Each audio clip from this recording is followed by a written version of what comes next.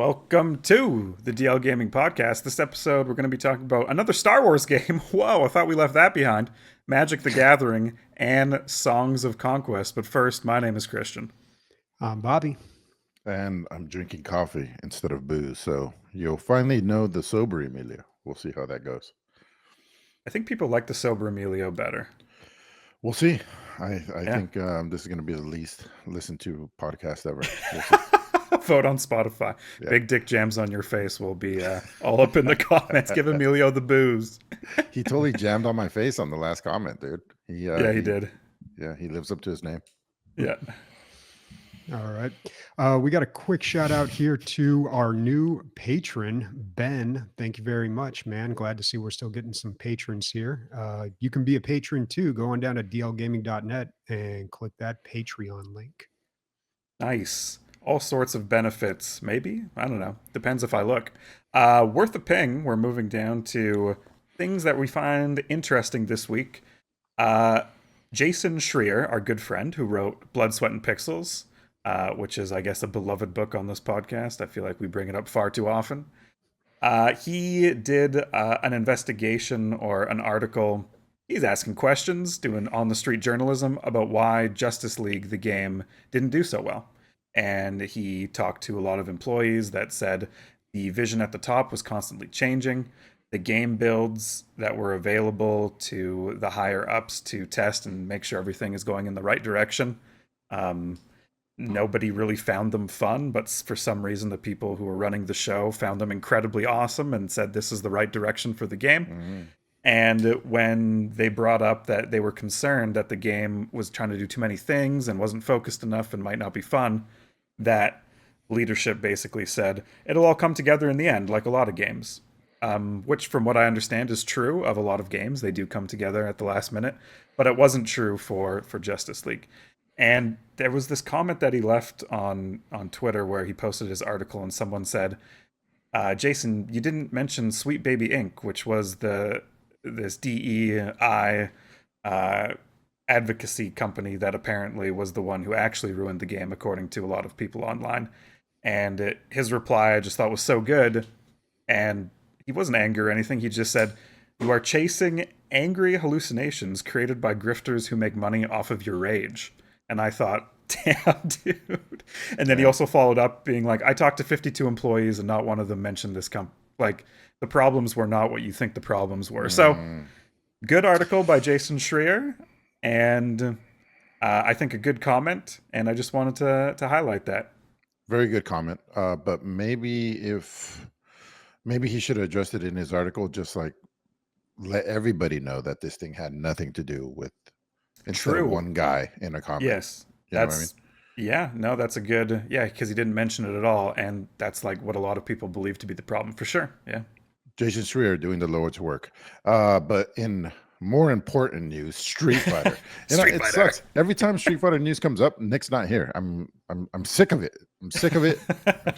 So Nick has a tattoo of the new character again. No, dude. Yeah. Does he have tattoos of all the characters? What are the chances? Well, it's one tattoo. It's his half the face is Akuma and half the face is M. Bison. Oh, gotcha. And so M. Bison is back and he looks like a awesome, powerful psychic beggar now. I think he lost his empire, maybe. I don't know.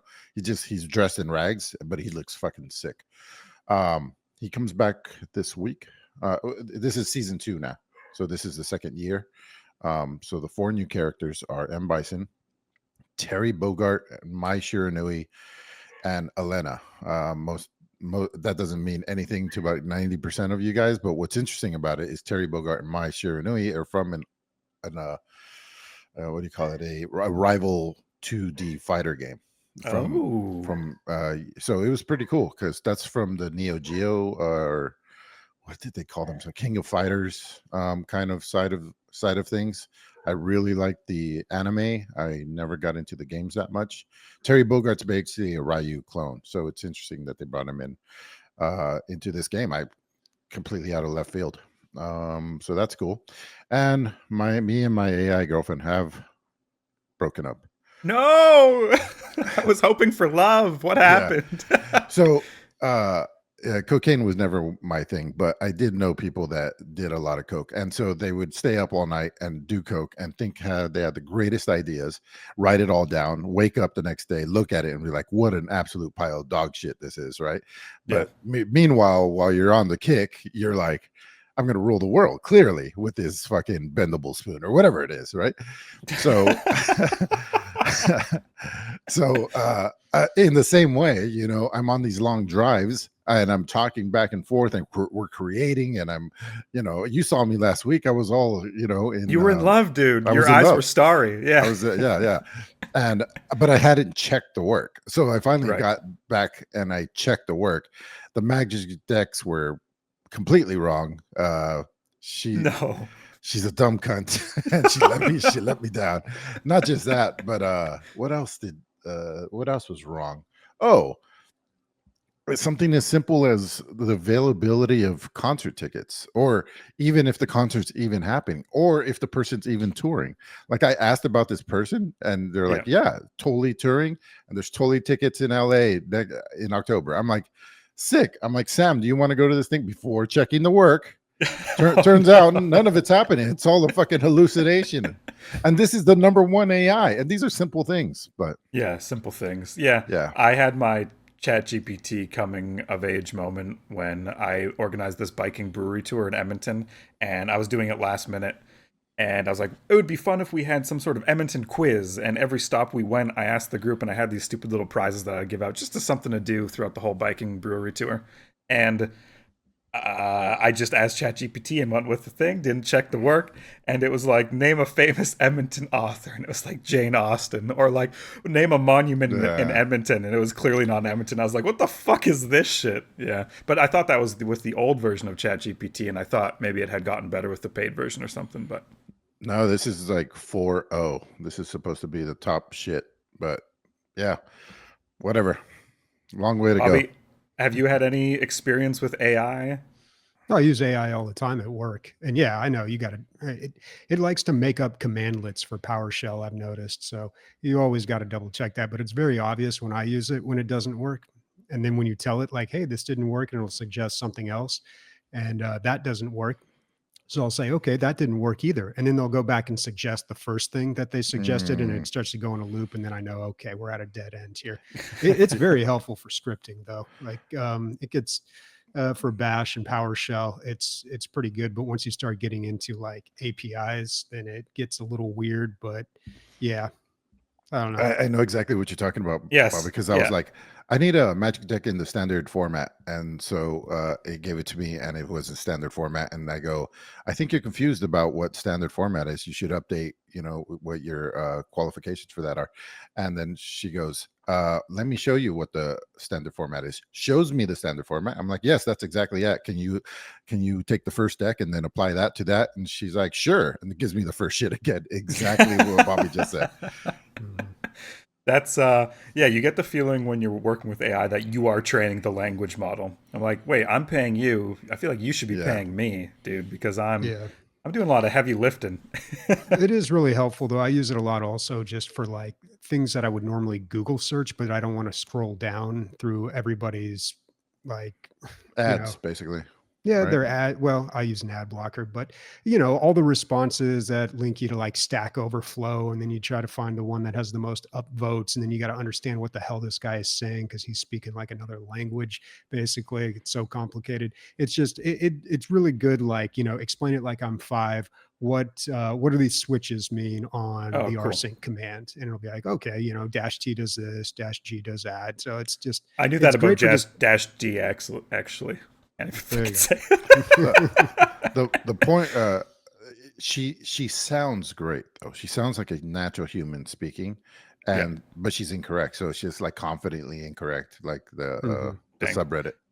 I would recommend for AI, we talked about this in Discord too a little bit, but perplexity.ai, it's made for like university grad students, and it's far less confidently incorrect, or confident in general. It's like, this is what I searched and this is where I got it from, and I think this is what you're looking for. And then you can ask it like, oh, let's go deeper into this, and it links everything like a Wikipedia article, so you can click on all the sources it's using for every sentence, which is kind of cool. So you can.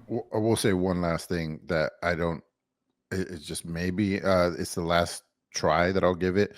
There are GPTs within Chat GPTs, like a lot of them. Like Right. I guess they're mods or apps or whatever, and I think they're a little more narrowed down to specific tasks, like making a logo. There's the logo building Chat GPT, which somebody wrote and uploaded, right? Right. So yeah, when you want to do something specific, maybe, or for Bobby, whatever the hell he was talking about earlier, you can maybe there's a chat bot that's specifically for that. Oh, we knew what Bobby was talking about. Emilio, this was Totally. like, yeah, that's fine. Yeah. Stack over, Over, yeah, something over over Miami. easy. Stack over easy. Yeah, over Miami. Moving on to highlights. So these are the games we have been playing. And Bobby, another Star Wars game. Shocker. It shocks me. I'm shocked. Color you shocked? Yeah. All right. Yeah. We're talking about Star Wars Dark Forces Remaster. I started playing this a few weeks ago and then jumped back into it again this week. This is the remaster of the classic 90s single player first person shooter that I don't know. I feel like a lot of people played. It might have been the first Star Wars first person shooter. That's probably not correct though. It's Felt like the it, Doom. It felt like a lot like Doom, like that kind of simplicity. Is this the Dark Forces I remember? Yeah, this came out in 1995. So this is right after Doom 2, right around the time of Quake. So this is by Nightdive Studios, and they remake all the classic 90s shooters. Turok, System Shock 2, Quake 1 and 2, Power Slave, like the list goes on. All these 90s shooters, they've worked on them and kind of modernized them. And their approach to these games is a very light touch. They don't change a whole lot. They improve the graphics, they improve the controls, and they improve things like the menu system, and just make it playable on a modern system without having to use DOSBox or like any weird quirks. And that's about it. They don't add a lot of stuff to the game. They don't take a lot of creative license with the game. So I kind of appreciate that approach. I wish they would do Jedi Knight Dark Forces too, but unfortunately they've only done Dark Forces 1, which I was never really a big fan of. And I'll tell you why. I think a lot of people will agree with me. Dark Forces 1 was a completely different game. It was straight up like a Doom clone, just a standard first person shooter. Dark Forces 2, Jedi Knight, you actually get a lightsaber. There's you get force powers. There's multiplayer. Like it just blew the thing wide open. There's a huge difference between those two games. The first one's pretty basic, and the campaign's a lot shorter than I remember too. I was able to move through it extra quickly because because I was able to actually see what was going on. I mentioned this at the end of the show a couple weeks ago, but when I played this game, the Steam version of it that uses DOSBox, it looked terrible. I couldn't even make it through the first level, mainly because I couldn't find my way around the map and I couldn't understand like visually what things were and where I was supposed to go. So this remastered version totally helps with that. It also adds vertical aim, which I don't know if anyone remembers those old first person shooters back in the 90s, but a lot of them, the Duke Nukem games, Doom, like they didn't know you couldn't even jump. You couldn't lift your gun up or down. It would kind of, if you saw an enemy that was on a different vertical plane and you shot at it, then the bullet would like, yeah, the bullet would just go up like it hit it. Cool. Yeah. So you were playing on like one dimensional plane there, or I guess 2 dimensions, but yeah, so this game adds that and it totally changes it. That's why you could play those games with the arrow keys, because that's all there was: forward, back, right, left. Yeah, and then didn't need to look up or down. So, Yeah. Bobby, you hated the original one, but you dropped mad cash on the remaster. I'm looking at, what are we talking about? $38 Canadian? It's $30, which is a lot. And if you look at the comments or the reviews, that's the biggest complaint that people have, $30. And I don't know, some people are speculating maybe because it's like the Star Wars license is expensive. And yeah, that could be the case. Or the Star Wars license or the Disney license, I don't know. But yeah, man, I don't know. I didn't hate this game, but I played through it I think one time in my life, and I made another attempt at it again later and just couldn't do it.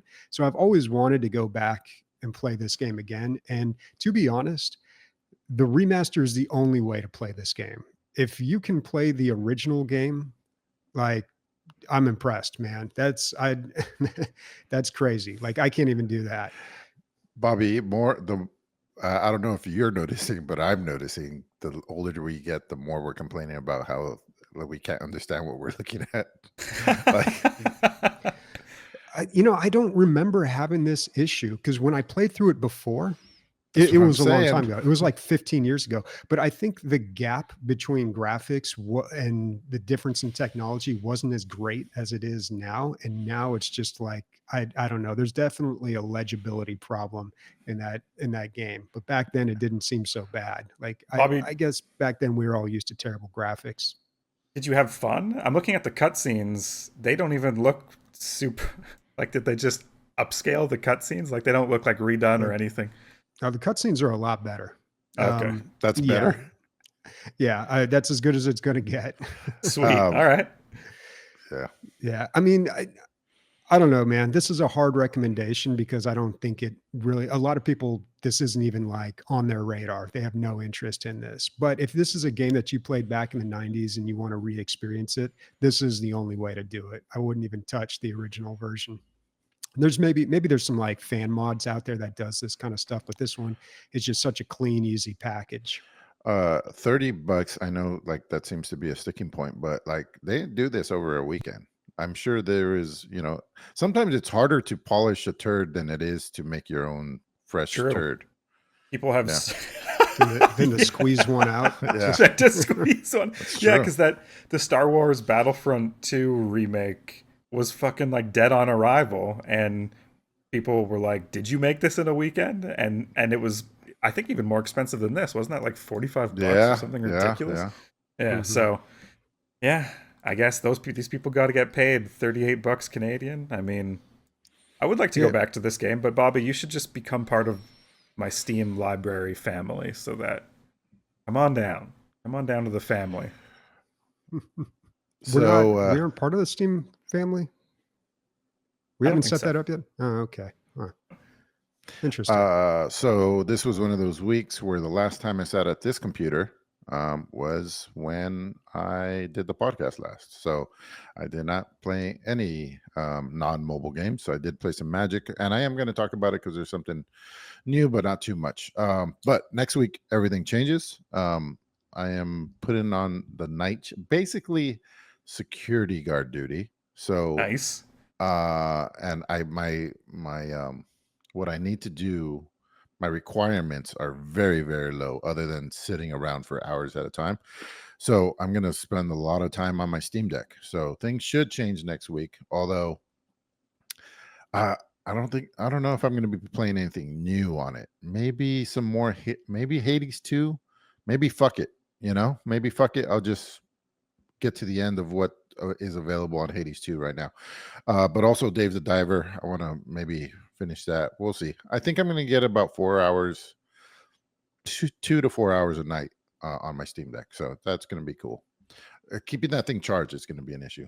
I don't have a power outlet. Anyway, so things change next week. But for this week, Magic the Gathering found something called Quick Draft. So I have tons because I play almost daily. I have tons of gold, which is the sub tier currency in the game, the one that doesn't get the cool stuff. And I have so much of it that one day I was like, I don't know what to do with any of this. I'm just going to buy 100 packs. So I just opened up 100 packs, and I was just like, fuck it. And it made a big dent, but it wasn't, I had 100K and that cost like 30K or something like that. Anyway, so I asked ChatGPT, what should I do with all this gold? And it's like, you should play draft, and then you can earn gems, which is the premium one. I was like, I can't ever play. I don't have time for draft. And then she's like, play quick draft. And I was like, all right, let me see what that is. And it's draft. Do you guys know what draft is? I don't know how. Okay, so 8 people sit at a table virtually, open up a pack, pick one card out of that pack. You pass the pack to the next person. and you repeat this process till all the cards are gone. And then you open the second pack and you go the other direction. And then you open the third pack, you go the other direction. You make a mini deck of 40 cards, and then you play each other in a tournament. It's fucking cool. super fun. It's one of Yeah. the best ways, but the most expensive way to play Magic. My problem is I can't sit around for fucking 2 hours and play this tournament, 3 hours maybe. So anyway, the quick draft, there's no time limit on the card selection. Because you're drafting against bots, but then when you play, those are real games with real people that also played in a draft way. And it's fucking for somebody like me that has limited time. I can literally sign on, make my draft pick, or not, because I'm reading the cards. This is a new set. I'm reading the cards. I could take my time. It takes so much pressure off of the draft, and plus, it really opens up, because eventually, when you get to the tournament part, they're single games. It's so best one of one. I have time for that all day. So yeah, you could take up to like 2 weeks to draft this deck. Awesome. Perfect for me. And then, pretty good at Magic. So I'm winning some gems, gems here and there, which is great. Gems is what gets you the season pass. So now I'm in this cyclical thing where I don't have to pay any money, and it's fucking fantastic. So That's very happy with Magic the Gathering Arena right now. Thank you, AI. Yeah, the quick draft sounds awesome, dude. Yeah. That's it. That's it. That's all. I've already heard the Songs of your Conquest. Dude, but you have... Okay, I'm going to start it off with a theme, a tone setter. I'm going into this game and I'm like, why am I having so much fun? Why am I turn after turn... I have like a smile on my face and everything is magical and exciting. And I think a big part of it has to do with the soundtrack. So I'm going to play the real song. Like, this is... And I'm like, oh, a little gold mine over here. Why don't I click on that? Oh, hello, a little dungeon. Like, it's so chill. Yeah. It's so chill. I want to throw a coin to my Witcher, dude. Exactly. Yeah. So this is the turn-based exploration RPG kingdom builder that I talked about last week, Songs of Conquest. It's a game that focuses, instead of being a game like a new 4X game that has all these complexities that you have to memorize, and who's going, who's iterating on a 4X game in a more complex direction, like a lot of 4X games, like Victoria 3 or SimCity 2. This scales it way back down. The gameplay loop is so simple, and in comparison to Total War games, my biggest gripe with them is when you click end turn, you have to wait sometimes 5 minutes before dude. No, even on your PC. Yeah, maybe it's not too bad, but my PC isn't horrible. But yeah, on newer rigs, I could see it going way quicker. But if you're playing on Total War Warhammer 3 and you have all the factions, you have to wait a fucking long time for all the AI to take their turn, and it's so annoying. In Songs of Conquest, I hit end turn, it's my turn again in 2 seconds. And it's because of this beautiful pixel art and the simplicity of these systems. The battles themselves, sometimes a Total War battle, I look at the clock, I'm like, okay, I have about 50 minutes left of gaming time. And I'm scared to start a battle because the limit for a battle is 1 hour. And sometimes it can actually take 1 full fucking hour for a big battle to finish. These battles in Songs of Conquest, maybe 5 minutes, but the tactics are still there, just on a way, simpler scale. But there's still, I have to move my units around. I have to balance what they're doing. It's not boring, even though it's simple. The tech trees are super easy to understand. I have enough resources. I click like 3 times. I'm at the top of this unit's tech tree, and it's done. I don't have to go through this huge Victoria 3 tech tree map, which is like, in 1815, if you start here, by 1912, you'll be at steam engine. I don't have to consider all these things. So right. This game does that incredibly well, and I think that's why it's sitting at an 87% on Steam. I haven't played any of the Hero of Might and Magic games, but a lot of the reviews are comparing it to that. This is like a modern day, that type of game. And yeah, the RPG and exploration part to this fucking banger soundtrack is it's a game I could get really high on and play for 2 hours and just have a great time because of its simplicity and the quickness of its turns. It's not something you take super seriously, but playing through the campaign, guys, like I've lost 4 times and had to restart the campaign, you know, and if I had to do that on a Total War game, it would be so Right. demoralizing that I would probably uninstall the game and not come back to it. But on this, things are going quick. It's fun. So, even if you really fuck up, which apparently I have quite a few times, it's no problem to restart because you're right back there in maybe like half an hour, 20 minutes. I'm playing the Rana, which Rana? I don't know. Rana, because it's Rana? Spanish. Rana, it's Spanish for frog. Oh, cool. Okay, that Yeah. makes sense. But they're not just frogs, Emilio. They're a Oh. federation of all the creatures of the swamp.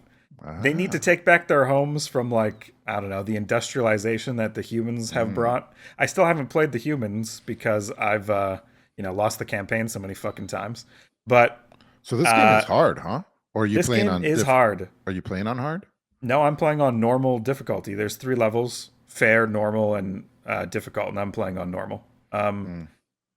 Yeah, the creatures of the swamp, they're like these like scaly worm things and swamp dragons, and there's like all this unit variety that I'm exploring through the campaign, which is really cool. If That is anyone awesome. out there, this game is multiplayer, and I think because of the quickness and the simplicity, it'll probably be a great multiplayer game to just pick up. So if you're out there and you've played Heroes of Might and Magic 3, or a 4X game and this sounds interesting to you, hop on and let's play some multiplayer because I want to keep playing this game. Oh, and I think it's going to be super Steam Deck friendly because of the graphics and just how quick the turns take and everything like that. Like, I could see this being the perfect handheld 4X game, and I'm not sure many other 4X games would be. Like, am I going to play Stellaris on the Steam Deck? That sounds super hard. So, yeah. Yeah. I got to get good at, my total time on my Steam Deck is probably under 10 hours. So, and I've never played a game where I keep talking about the zoom function. You could zoom in at any point on the screen so you Right. could read small text and stuff. I think you would need that for a game like this. I just got to figure out how to do it. Every time you talk about this game, I don't know, Deconstructed comes up. In my head, I'm like, Yeah. it's like a deconstructed, more complicated game. Like they took it and they put it into subsequent parts, and Yeah. like you're getting your itch scratched, but you're Yes. not having to what do you call it, invest a million hours. No. Yeah. Yeah. Yeah. It's lacking a little bit of depth, but that's fine for me. I'm Yeah. still having a lot of fun. So $40, definitely worth it. I think they put a lot of love into this game. $40 Canadian, made by Lava Potion, published by Coffee Stain. Yeah, just banger title. Listen up, devs. If you're lacking a little depth, just put in some frogs. You'll be fine. Yeah. Yeah. Yeah. Okay. On the radar. So these are games that have caught our attention. And Bobby, you have a game? I do. I've got 2 games this week. I'm going to start with Spec. This one was actually sent to us through our curator Steam page. I didn't know people could do this. So a developer offered this game to us through our curator page, and I gladly accepted. The game's called Spec. It is a collection of classic arcade style games that introduces a new mechanic at each level. So this kind of sounded like a good idea to me. A lot of times, what happens with these on Steam, they'll sell these packs of games like Atari Vault, or I don't know, some other ones where they're these really, really old games that I used to play like back when I was a kid. But when you play them now, you can't play any one of these games for more than a few minutes without getting completely bored because they're just so basic. If you think back to these Atari games, like they are just like very rudimentary. And back then, yeah, it was great. You could spend a lot of time on it, but nowadays they just don't hold your attention. So what always happens is like I go through and I just play like a few minutes on each one. And that kind of sounds like what Spec is doing here. And I love mechanics and I hate story. So when it comes to video games. So the idea of introducing new mechanics each level, that sounds interesting to me. So this is something I will be checking out next week for sure. Nice. Sweet. The first thing it reminded me of was Evoland, which is like a game that starts off at 8-bit and then goes to 16, then 32-bit. And I Ooh. think it also think mechanics are new mechanics are introduced as well, but this is a very dumbed down version, or just older version of that. 66 levels, so that's 66 mechanics that are going to be introduced. And then I would imagine mixing the old one, it's not just a new mechanic and just forgetting the old ones, so it's going to get more and more complex. That's cool, man. This is the first week where I have had to make a Steam page from scratch and be actually the person on the back end typing in like the system requirements and stuff. So I'm scrolling through with like an extra critical eye and the system requirements for spec. The graphics, he just wrote LOL. The additional notes is this game could run on a toaster, Yeah. And I'm shocked that Valve approved that because, my experience was not the same. But maybe because the game is spec and they know it's kind of tongue in cheek. So cool, yeah, that's awesome. Curator Connect. I kind of want to understand the developer and like where they came from, how they found us, because it seems like such a small title. But it's the first time that this has happened. Yeah, and the spelling on that is SPEC, so no K on the end of that. And yeah, the game, when I downloaded it, it's not available yet for you to get. It's coming out soon, but we're getting kind of like an early preview here. But yeah, the game took up 7 whole megabytes when I downloaded it. I'm always fascinated when a game is just incredibly, infinitesimally small in size. In case you guys are wondering what we're talking about, like we're talking about pre-Atari graphics. This is like, the infancy of video games, basically. Spec describes the graphics, basically. Like 1 pixel spec is what you're... Yeah. Cool. Okay, awesome. Yeah, let us know how you like that one, Bobby. Cool. My game on the radar is called Clickyland, which is a tower defense game where your clicks are currency, but you only get 20 clicks every day. So it's all about optimizing your daily clicks to get the most resources to build the best towers. So it's a tower defense, but in the background, there's like trees and gold mines and different resources you have to click on and eventually build up. So you're managing the resource side of it, and then of course you have to click to build and upgrade your towers. But you only get 20 clicks a day, okay? So I thought, this is a fucking great idea. Who came up with this game? Obviously, it's by Sock Pop Collective, which I've talked about forever ago. They're that Dutch development group using Patreon to fund their video games. So basically, you pay $3 a month. Every single month they make a game, no matter what, and you get sent that game. So some of the games are bangers, like Stacklands, which was the city builder, which was just reduced to cards. So like you would play a woodcutting card, then you would play a villager card on the woodcutting card, and that would make 1 lumber card every turn. You would take that lumber card, you would put it in the plank maker, and the plank maker would make a plank, all with cards. Very simple graphics, but still so fun. And so Sock Pop, I feel like, always has these great iterations on existing genres that are like super simple but also super fun. And it's just fucking cool that they use Patreon to fund their game development. I feel like they're so chill. It's like 3 guys, they're like, we make around $7,000 a month from Patreon. We make 1 game and we split that between us, and we're just fucking living the life, That's awesome, man. Yeah. They're like buskers, dude, singing in a coffie shop, man. Just fucking trading their art for cash, for tips. I love it. But yeah, again, deconstructed. Who cares how much wood, gold, minerals you have? They ultimately all boil down to clicks. So just make it clicks. Just clicks. Yeah. You know what would make this game amazing? If I could pay them $20 a month to get more clicks per turn. That would make me really happy. Yeah, maybe when EA acquires Sock Pop Collective, we can get that. We can get that started. Yeah. I mean, guys, you're not going to be blown away by the graphics here or anything, but the mechanics of this game are probably going to be super fun. What are we sitting at on Steam here? 84% with 113 user reviews. So, yeah, I think I'm definitely going to be picking this up, giving it a shot. Okay, I got a lot to talk about here. This is a pretty heavy game. Lot going on here. Altars. We talked about it maybe I don't know when the Game Awards, I think it came up and it looked pretty trippy and we didn't know what it was, and now more information is out and color me excited. So it's a sci-fi game where you're stranded on a alien planet, very desolate, stormy, grays and blacks, and there's a wheel, and this wheel is your base, and you have to keep the wheel in front.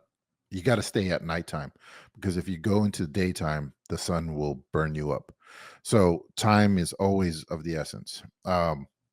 It is a crafting survival, because you have to run out from the base, come back, and you have this like cross section, kind of like Fallout Shelter or something. yeah, fallout shelter of your base, and it seems like you can only grow limited because the wheel doesn't get bigger, so you only can do so many different little boxes in this base, so you might have to sacrifice some for others. Okay, pretty cool, got some stuff there. Then the altars is a great name for this, because you make clones of yourself, but it's not just a altars is just not a different word for a clone. Is an actually an alternate version of yourself. So That's so good. so you go into the computer and you are working together, the AI are working together to make alternate versions of yourself, because you cannot have two of the same person in the same reality. So they go back to key points of your life where you made major decisions, and your alt took the other option. So maybe you didn't go to, instead of staying in school, you dropped out of college, and so you have that version, and now you got to work with that guy, and that guy's not you, and so there's conflicts that happens with you, but you're getting more work done because there's two of you now. And then you go back to when you broke up with this woman, or you got married and stuff like that. So you go to those major key life positions, and these people are completely different. Apparently the voice actor did incredible work, and you can hint small inflections of, like, there's a guy who I think only ever studied one thing and never got out of the house, so he has like social anxiety, so he's a lot shy. It's hard to work with him. I just thought, what a great concept. And What is this game doing? This is awesome. yeah, it's doing a lot of things. And so Yeah. I watched ACG's preview. He got an early copy, and he's like, usually when you threw a lot of these things together, it's a big hodgepodge, and slot A does not always go into tab B or vice versa. And he's like, it all seems to work here. I mean, it's working wonderfully, and like he really likes it. He didn't review it; it was just a preview. But yeah, Right. yeah. His only complaints really were like control issues and stuff that they can totally work out. And he said even if they don't work those things out, they'll just be annoyances. Like it's already a great game. Wow. So yeah, that is Okay. exciting. That's a AAA, title that's going to be $60-$70 just based on the graphics. And the last game they made was Thaumaturge. Yeah. And I think that was a $60 title, and this 11-bit studio. So anyway, Yeah. wow. I think Wow. we like 11-bit on this podcast. Like Children of Morta was one. Yeah, that you that's a liked, good game. Emilio. Yeah. Yep. Yeah. Well, they also publish too, so you have Oh. to check if they're the developer or the publisher. But yeah, I think this War of Mine. What was there? There was another one that they did. Too. Frostpunk, the original, and Frostpunk yeah. 2, they're doing now. Yeah. Yeah. Yeah. Okay. Well, yeah, you sold me on this one, Emilio. Altars. Wow. Wow, I wasn't right? expecting that. Yeah. Yeah, crazy. Okay, cool. Okay, Bobby. Well, how are you going to top that one? All right, this is going to be just Spec quick and easy 2. here. Spec. Yeah. Okay, last game I wanted to talk about on the radar, Project C. This is the new Sam Barlow game, creator of Her Story, Telling Lies, Immortality. Just like the last game, very few details. He's got a Steam page, but a lot of the information is redacted. So all we know now is it's called Project C, and it involves Sam Barlow, and Brandon Cronenberg is on there, somehow related to this. So that is the son of David Cronenberg, famous movie director, did all sorts of movies that you remember, usually with gross body horror, The Fly, Videodrome. Even went on a video game. What was the one in the 90s about the video game? Someone recommended it to me. a couple years ago. Mm. It was about this video game console system. I can't remember what it was called. Anyway, his son Brandon Cronenberg is making movies now too, and they're very much in line with that as well. Infinity Pool was the most recent one. Possessor was a couple years ago. Good movies, and I think a really good fit for kind of what Sam Barlow is doing. His last game, Immortality, kind of leaned into that supernatural horror thing. So kind of excited to see what this is going to be, although I feel like it's going to be a ways out. We have no idea what the timeline is or when this is coming out, but I got a feeling we're at least a year away. I Uh, love that they did this with the Steam page. Like that they're teasing the game. The Steam page is a teaser of the game that isn't fully revealed, and that gameplay probably has something to do with it. It's just all very cool. Mhm. yeah. They're doing what you don't typically do with the Steam page, right? Yeah. So 3 Steam curators have clicked on or put it on their thing. Oh, it's just random. I thought maybe because there's a mystery here, guys. There's one of these frames has a big long number on it. Bobby, I'm gonna need you to figure out what that is. Yeah, Bobby, get on I'll it. get on it. Thanks, man. I'll ask ChatGPT. Yeah. Okay, cool. Well, Emilio, anything else? Sorry. No, I'm good. Okay.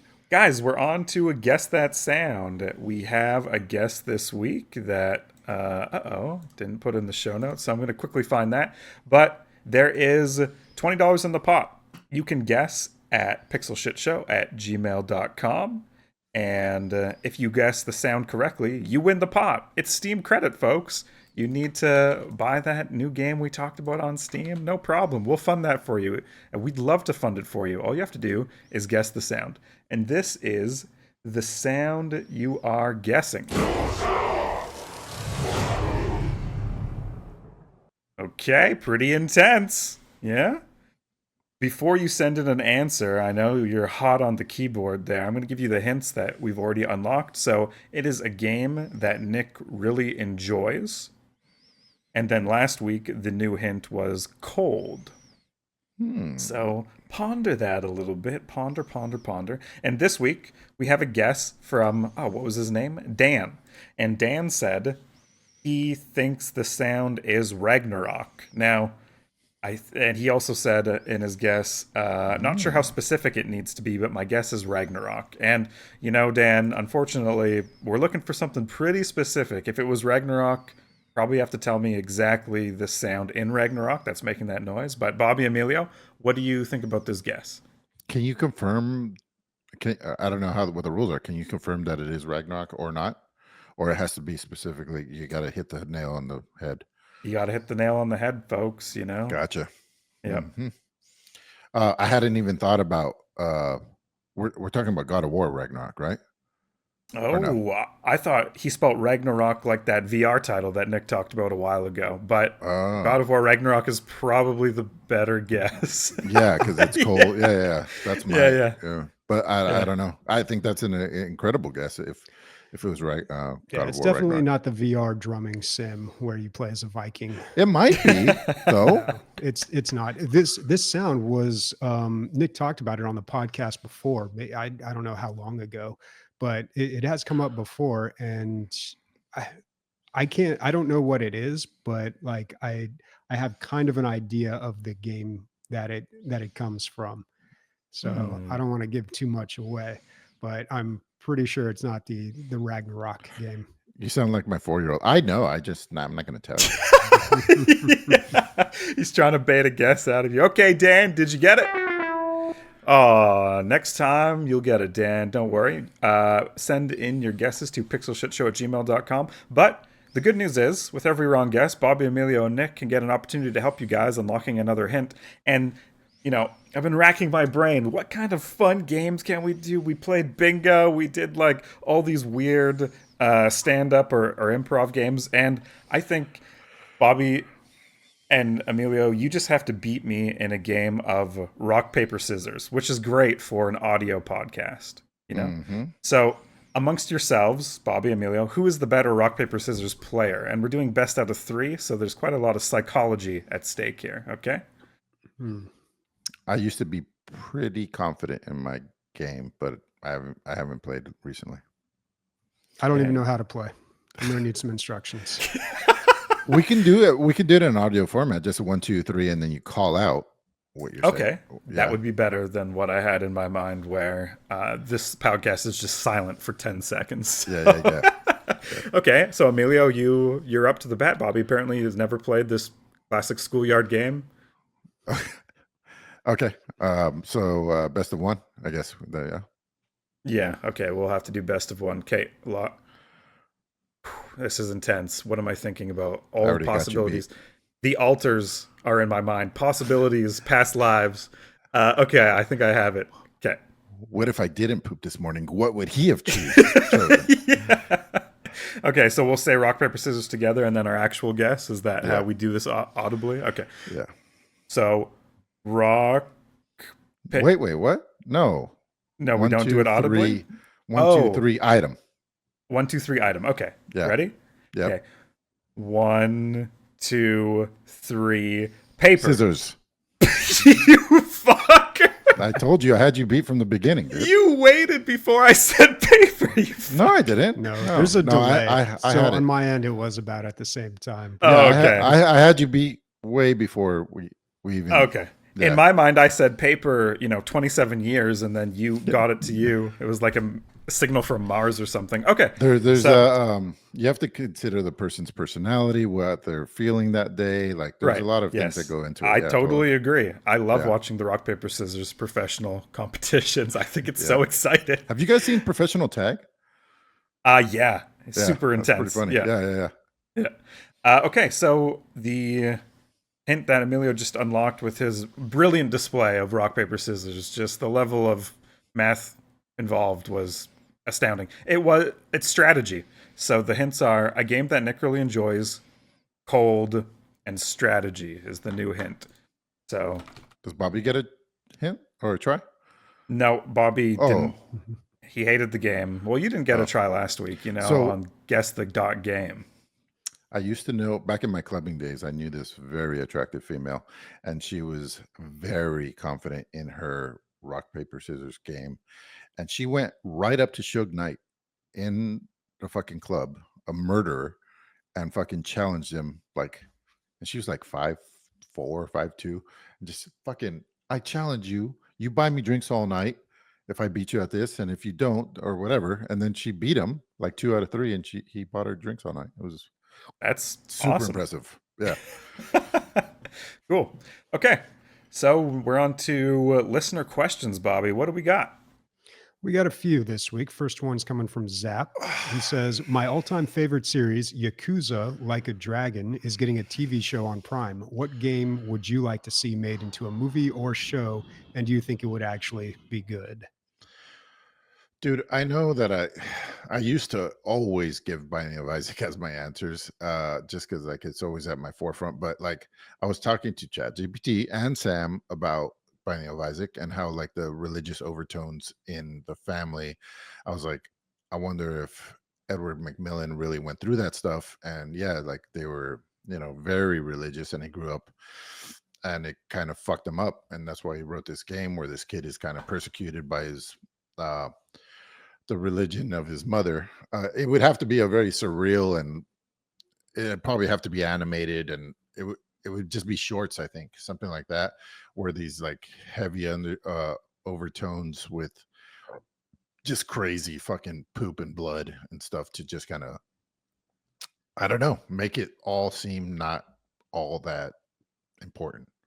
I think that's what he did with the game. And so I think you could maybe tell some sort of story there. By the way, speaking of animation, I just started watching this thing called, Bobby, you should see that. This is Primal.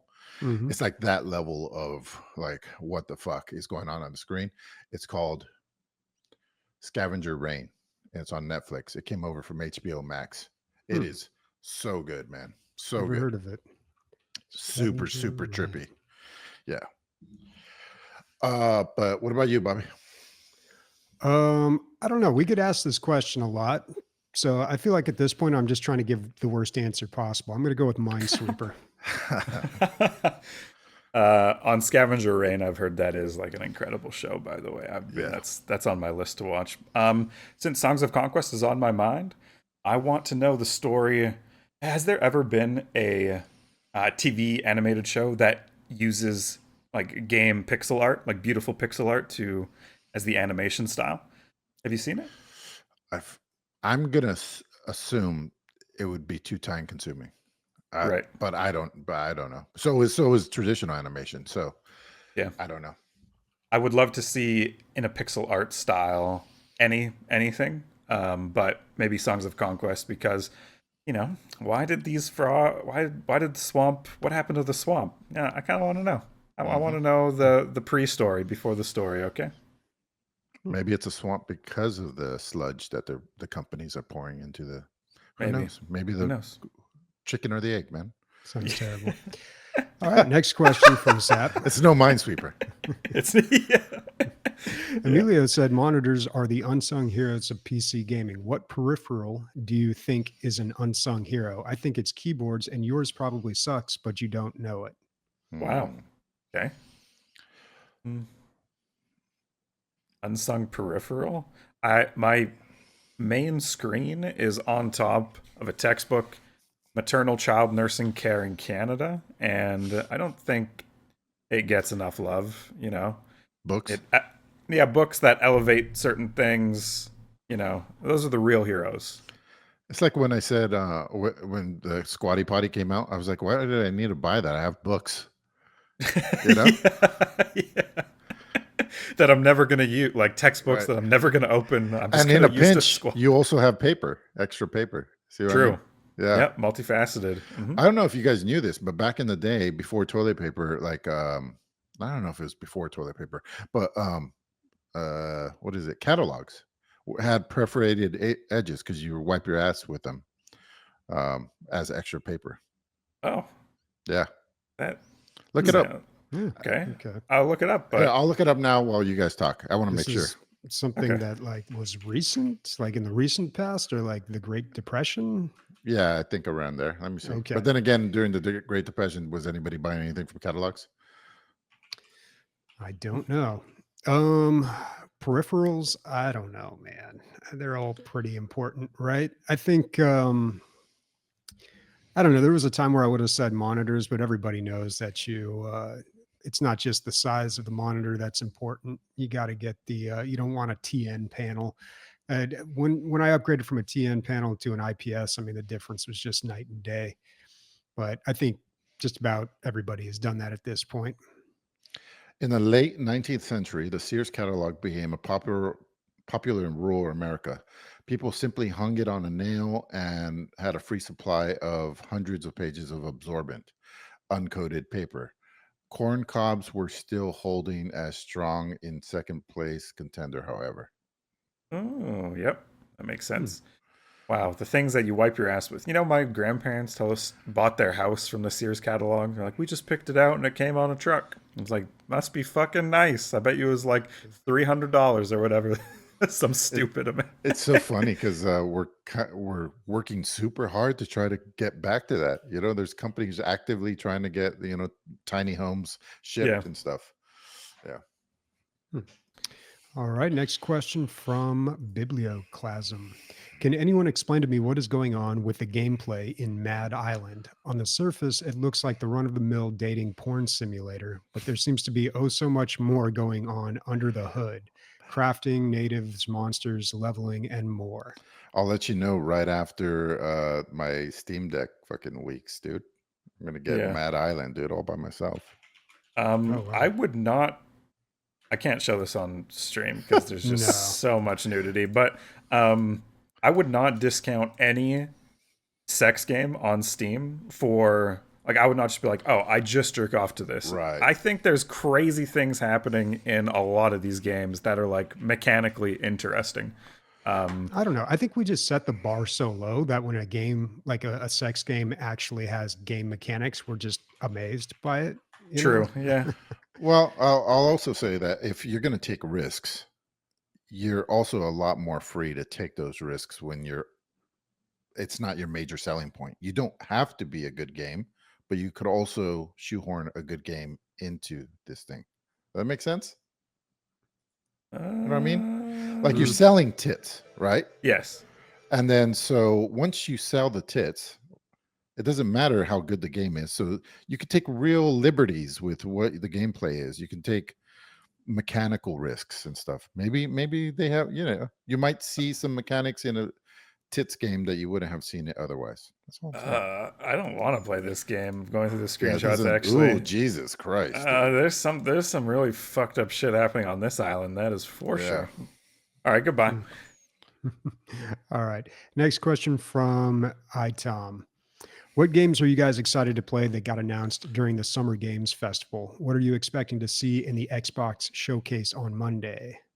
We have some people in Twitch chat talking about the Xbox showcase, which I believe is actually happening right now on Sunday. Apparently, there's talked about the new Doom game, which we already saw, the new Star Wars game, State of Decay. So we'll have to tell you all about it next week, I think. I don't know I if think we've there's really supposed to be a gone new through it. Fable game too, right? Oh, shit. Yeah, That would they've be been fun. working on it for a little while. Yeah. They announced it last year. So Yeah, I maybe- mean, it's no secret. They've always been working on it, but they're supposed to showcase it. I don't know. I really liked Fable 3. I didn't play any of the other ones, but I'd kind of be interested in that. I'm really looking forward to the new Doom game. They yeah, me very too. very recently they released the like a trailer for it, and even though like last time I talked about it I wasn't like another Doom game, whatever, I don't know, just watching it I was just like, all right, yeah, this looks cool. They sold me. It's not hard to sell me on Doom though. Civilization 7 got announced on Friday with the IGN showcase, which is exciting, but the Steam page is so bare bones that I don't really get a good idea of what is going to be different from the other Civs. My favorite Civ, Civ 4. Civ 5 was great. Civ 6 didn't really hook me for whatever reason. I think maybe it was a little too high on its own supply. It got really complex into the mechanics, and I feel like that wasn't what Civ was about. Yeah, I'm excited for Civ 7, but no real idea what it's going to be like. Was Civ 4 the one that was like the most cartoony out of all? Like the characters were really Disney-esque? The Is that the one? graphics at the time, no, it reminded me of like Age of Empires, the original graphics. Okay. I think it had a serious tone, but you could zoom out and you would be on a planet when you rotated the map, and I don't think they've never gone back to that since then. It's like a small thing, but pretty cool. I don't know. Yeah. So All right. Well, Warconius has a similar question. He says, what did you guys think of the quality of games and announcements at the Summer Games Festival? Personally, I thought the Guerrilla Collective had way more games that I was actually interested in. Did Devolver's presentation make you laugh, or is the whole look at us, we're weird shtick getting old? It's like Adam Sandler after The Wedding Singer. That voice isn't funny anymore. Damn. wow, critical. I didn't watched a watch little. the Summer Games Fest. No, not yet. Mm-mm. The Devolver bit, I just skipped through the story parts of it and just wanted to see the gameplay of the new games, so I can't really give my opinion on it too much. I'll probably watch that and the Xbox one today. Yeah, there's a lot happening like right now or very recently, and I'm sure we're going to be covering that next week. That's where Nick is right now, boots on the ground. Yeah, getting us the yeah. The live scoop. Yeah, I wish. That'd be awesome. Bobby, how are you doing on time? Chris? Excuse me. I should probably wrap up here kind of soon. Yeah. Okay, let's do that then. Let's work towards that. Okay. Well, that's the last listener question we have. What's everyone playing next week? Dave the Diver and what else am we going to be playing on there? Not sure. Dave the Diver for sure though. Okay. I want to finish Songs of Conquest, but I don't know if I can make it interesting 3 weeks in a row. So I think I'm going to try Clickyland. Check it out. Cool. All right. Are you part of their patron? Are you No, a but patron? maybe I should be for $3 a month. I mean, yeah. Yeah. All right. All right, Bobby? I'm going to be playing spec, and maybe I'll go play the second Doom game now. Okay. Second You'll have Doom to. game. Oh, gotcha. The second new Doom. Yeah, game. you gotta. I always say the same thing. You got to start that game from the beginning because it's a special kind of way to play that thing. You can't pick up where you left off, or at least I can't. My fingers forget what they're supposed to be doing. Yeah. All right. Speaking for Bobby, go ahead, Chris. No, just going over to the end the show button frantically. All right. Speaking for Bobby, Chris, not Nick, and myself. Altered titties. Maybe one went to college, one didn't. One got augmented, the other one did not. Nice. Yeah. Goodbye. Bye.